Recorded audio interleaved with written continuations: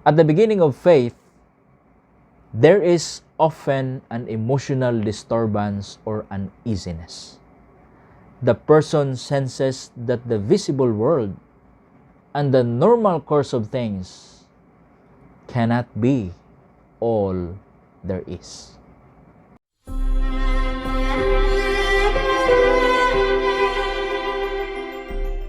Greetings of peace, my dear friends. If this is the first time you are watching my video, please click the button below and subscribe to my channel.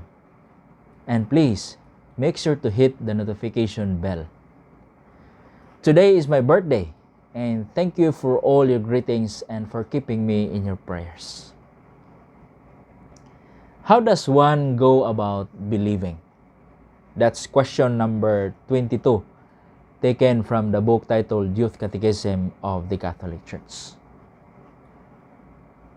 Someone who believes is seeking a personal union with God and is ready to believe God in everything that He shows about Himself.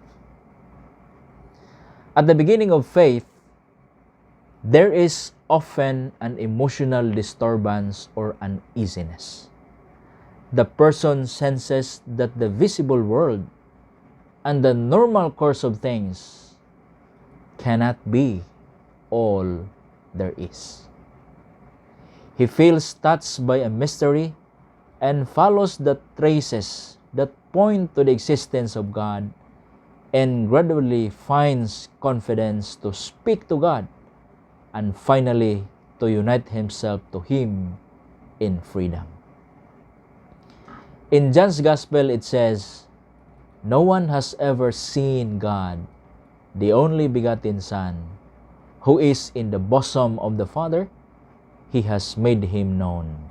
John chapter 1, verse 18.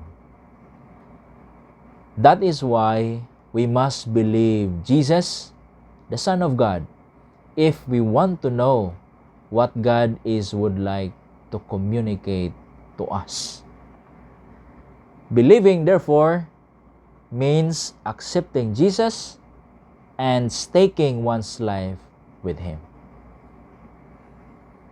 An Austrian philosopher, Ludwig Wittgenstein, said, "To believe in a God means to realize that the facts of the world are not the whole story.